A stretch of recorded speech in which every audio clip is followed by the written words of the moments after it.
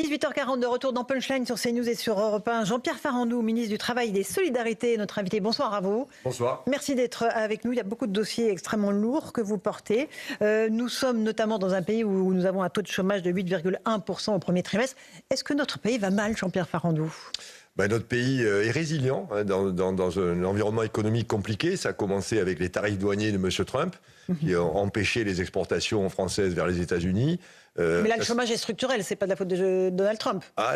Non, il y a quand même du conjoncturel qui se rajoute au structurel. Le structurel, puisque vous me posez la question, la Banque de France vient de sortir une étude qui dit que le chômage structurel a baissé dans ce pays d'un peu plus de 9 à un peu moins de 8, grâce aux actions qui ont été conduites par les différents gouvernements. Après, il y a du conjoncturel qui se rajoute. Ce que fait M. Trump, c'est du conjoncturel. Quand il met des tarifs douaniers, ça, c'était pas prévu. Et quand il attaque l'Iran et que ça bloque le détroit d'Ormuz, non plus. Ça fait monter le cours de carburant et du gaz. On va pas se dire que le chômage est, encore une fois, dû à Donald Trump, Jean-Pierre Farandou. C'est pas vraiment le discours que peuvent entendre les Français ce soir. La tendance, c'est quand même ça. C'est-à-dire, si on n'avait pas tout ça, ça irait beaucoup mieux. On voit bien que la géopolitique s'invite dans l'économie et provoque un environnement économique qui est quand même défavorable. On est vent de face, comme on dirait dans la voile. On est vent de face et malgré tout, c'est résilient. 8,1, vous savez, il y a eu, je crois, que 6 fois un chômage en dessous de 8% en 40 ans. Donc 8,1, c'est pas une catastrophe. Mais c'est pas le chômage zéro que nous promettait Emmanuel Macron. Zéro, je crois qu'il n'a jamais dit chômage. Non, mais voilà, faire baisser au maximum le chômage. Il a baissé jusqu'aux alentours de 7%, donc c'était bien. Là, pour l'autant, il faut regarder les chiffres, il n'y a jamais eu autant de personnes dans l'emploi, par exemple. Ce qui se passe, c'est qu'il y a beaucoup de demandeurs d'emploi. Les actifs, comme on dit dans notre jargon du ministère du Travail, sont importants. Ça tient aussi du fait qu'on va chercher tout le monde, notamment les bénéficiaires du RSA, on va les chercher, on les fait s'inscrire en France Travail, donc on a une base de demandeurs d'emploi qui a augmenté. Ça peut aussi expliquer pourquoi le taux de chômage a pris 0,2 points en un trimestre. Alors, je crois que vous avez passé un accord sur les ruptures conventionnelles avec les partenaires sociaux. Cet accord réduit la durée de l'indemnisation de l'assurance chômage. Expliquez-nous exactement ce processus. Oui, alors la rupture conventionnelle, ça date de 2008, c'est une bonne idée, mais on a pu constater certains dévoiements de cette mesure. Des dérives. Oui, c'est ça, il y a une forme de dérive, puisque 40%, et c'est des études sérieuses, disent en fait c'est pas de la rupture conventionnelle, ça aurait dû être des démissions, et 24% des licenciements. Donc on voit bien qu'on n'est pas dans l'axe, il faut donc agir, tout ça coûte très cher, la rupture conventionnelle c'est plus du quart du coût de l'assurance chômage, donc il fallait réagir. On a demandé aux partenaires sociaux de négocier, ils l'ont fait. Je veux souligner leur capacité de responsabilité. Ils ont trouvé un accord, 3 organisations professionnelles, 3 organisations syndicales. Ça va permettre de gagner 1 milliard d'euros par an pour les assurances chômage, c'est considérable, et remettre 15 000 personnes supplémentaires chaque année dans l'emploi, notamment les seniors. C'est un bon accord, c'est un accord équilibré, et les parlementaires vont le valider par une loi. C'est-à-dire qu'on réduit la durée d'indemnisation, encore une fois, des allocataires en fonction de leur tranche d'âge, Jean-Pierre Farandou ? Oui, c'est-à-dire que la règle générale, c'est que alors pour des demandeurs d'emploi, par exemple victimes d'un licenciement, c'est 18 mois. Pour ceux qui sortent d'une rupture conventionnelle, je le rappelle, qui est décidée d'un commun accord, voilà, c'est baissé à 15 mois. Voilà. Et à partir de 55 ans, vous avez un temps un peu plus long, c'est plus d'une vingtaine de mois. Il y a des mesures spécifiques pour l'outre-mer aussi. Voilà. Donc, et ça, on le voit bien, en fait, la meilleure manière de retrouver un emploi, c'est d'accompagner les gens vers l'emploi. On le fait pour les seniors. C'est pour ça d'ailleurs que les syndicats ont signé cet accord, parce que France Travail s'engage à avoir un accompagnement très solide, très intense, pour qu'en quelques mois, un senior puisse retrouver du travail. Et un senior, c'est quelqu'un qui a plus de 55 ans. Donc c'est ultra jeune, en fait. Oui, bien sûr. D'ailleurs, le mot, on peut en discuter. On dit parfois un travailleur expérimenté. Donc, on est ultra jeune, bien sûr, à 50-55 ans. On a encore 10 à 15 ans de perspective professionnelle devant soi. Il faut enlever cette idée que le travail est fini. Qu'on est vieux à 55 ans. Surtout pas. On est en pleine forme. On a la maturité, on a l'expérience. On a plein de choses encore à donner dans les entreprises. Jean-Pierre Farandou, la gauche vous accuse de faire des économies injustes sur le dos des chômeurs. Qu'est-ce que vous leur répondez ? Qu'est-ce que vous répondez moi, vous savez, responsable de gauche ? Là, ça fait 7 mois que je suis ministre, j'essaie de me battre pour restaurer les comptes de la sécurité sociale, dont cette loi, elle le permet, puisqu'on va gagner quand même presque 1 milliard par an, c'est considérable. Il y a eu la loi sur la fraude aussi, on va gagner 1,5 milliard par an. Et puis je me suis battu pour les frontaliers. Il y avait un système injuste où c'était la France qui payait les chômeurs français quand ils étaient licenciés au Luxembourg et en Suisse. Ça va nous rapporter 860 millions d'euros. Moi, je me bats depuis que je suis là pour qu'il y ait davantage d'argent dans les caisses des Français, dans les caisses de la sécurité sociale. C'est l'ancien chef d'entreprise qui parle, évidemment. Oui, au contact des réalités, à la Exactement, SNCF. j'ai le sens des réalités et de l'économie. Un tout petit mot du SMIC, et je passerai la parole après Geoffroy Lejeune, François Pupponi, qui ont une question à vous poser. Revalorisation du SMIC, 70% des branches auront des minima inférieurs. Comment est-ce que vous comptez procéder ?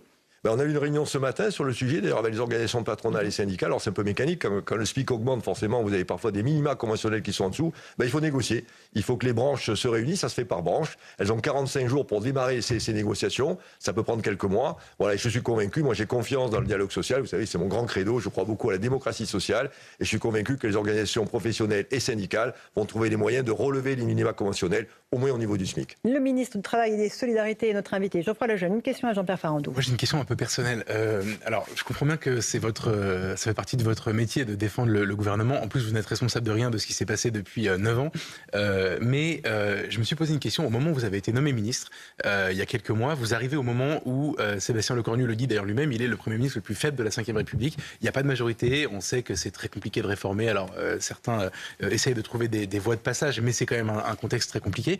Qu'est-ce qui pousse quelqu'un, et c'est pas du tout, n'y voyez aucune malice, qu'est-ce qui pousse quelqu'un qui a, Laurence l'a rappelé, une grande carrière de chef d'entreprise, etc., à s'engager à ce moment-là, au moment où probablement on sait que la fin de quinquennat, surtout quand il y en a eu 2, c'est très compliqué, le bilan d'Emmanuel Macron est quand même contesté par beaucoup de Français. Qu'est-ce qui vous a poussé à franchir ce pas de la politique maintenant? Pourquoi vous n'avez pas attendu par exemple 2027 avec peut-être un nouvel élan, etc.? Bah écoutez, moi j'ai toujours servi mon pays, je l'ai fait à la SNCF, donc j'ai été président pendant 6 ans, par le ferroviaire français, c'est une manière de développer du service public pour les Français. Je crois que oui, c'est vrai, il faut une certaine forme, je ne sais pas, ou d'inconscience ou d'audace, ou tout simplement d'intérêt général. Je me suis dit, là où je suis, si je peux aider mon pays pendant 6 mois, 1 an, parce que tout ça est fragile, même au plan politique, on le sait bien, voilà, ça sera toujours ça. J'ai été séduit par l'équipe. Je crois que Sébastien Lecornu aussi a réuni une belle équipe. J'ai beaucoup de respect pour mes collègues ministres, hommes ou femmes. On est un collectif, on est là pour tenir le pays dans des circonstances compliquées. Et encore, on ne savait pas que l'Ormuz allait arriver, etc. Voilà, on le fait du mieux qu'on peut, en sincérité. On traite beaucoup de sujets. Vous voyez bien que moi, je passe beaucoup de lois. Je m'occupe vraiment à apporter des réponses les plus concrètes possibles sur l'emploi des jeunes, l'emploi des seniors, à amener des ressources aux entreprises. Voilà, c'est ça, c'est le sens de l'engagement pour mon pays, pour les Françaises et les Français. François Pupponi. Le président de la République avait pris des engagements il y a quelques années qui ont été tenus sur l'apprentissage.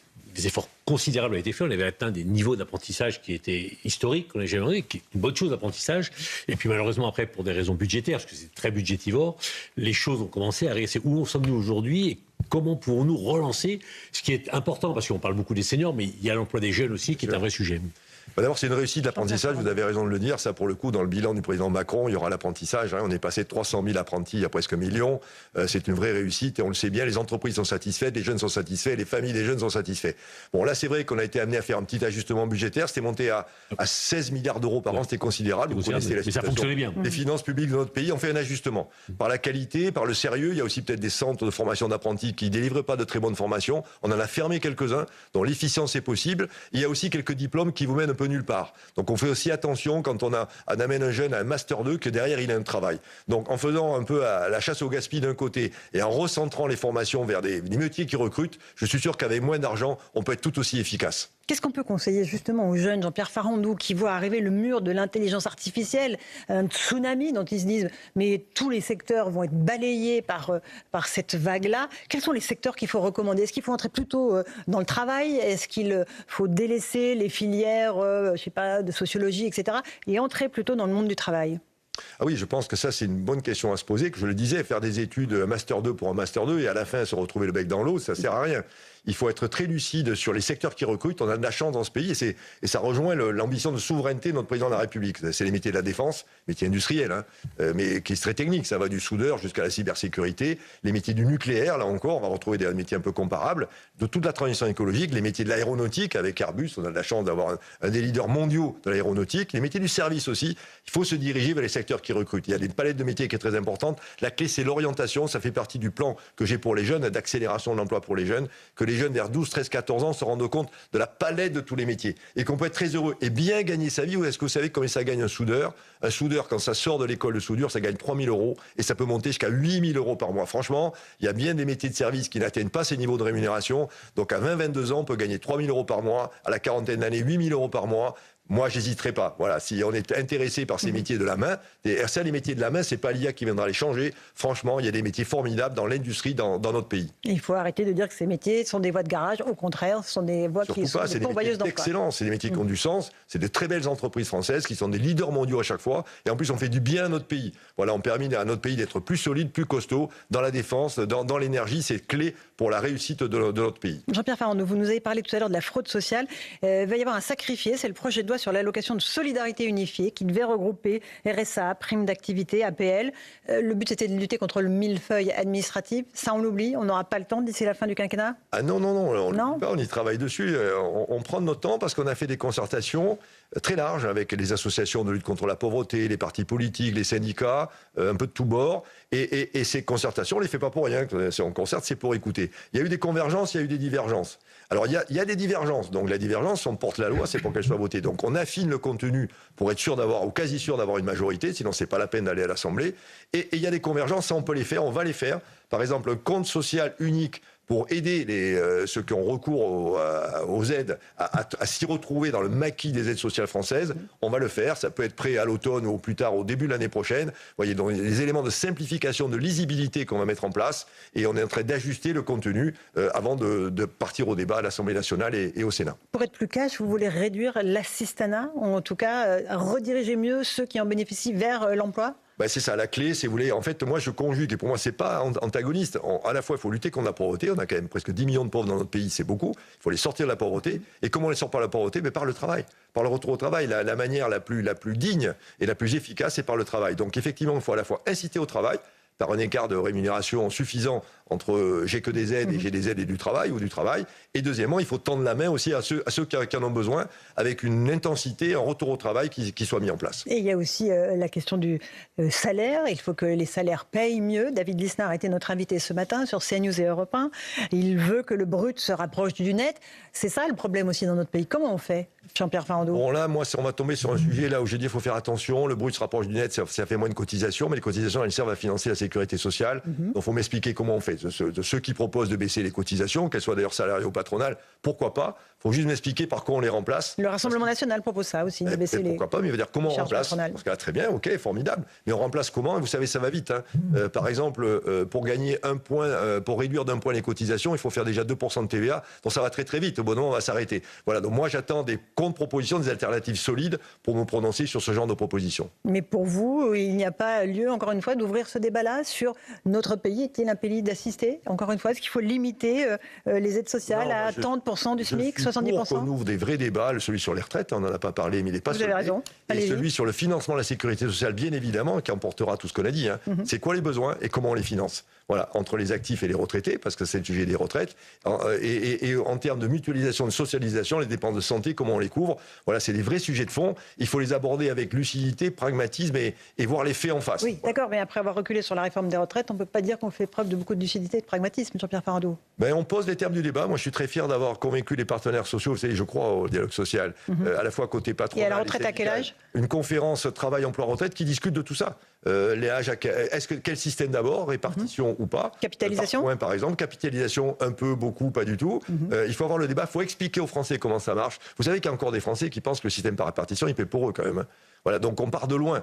En termes de pédagogie et de clarté dans le débat, on part de loin. Et je souhaiterais que cette conférence qui se terminera à la rentrée fasse preuve d'une capacité à bien expliquer aux Français comment sont les enjeux, se cache pas derrière les sujets de financement, c'est qui paye, et ça il faut y répondre, et propose des options. Et d'ailleurs on a 3 garants, 3 personnalités qualifiées qui dirigent cette conférence, qui vont se mouiller en quelque sorte, qui vont proposer leur vision des choses. À partir de là, le débat s'engagera, mais sur des bases claires et saines. Mais votre conviction, c'est qu'il faut remettre cette réforme des retraites à l'ordre du jour ?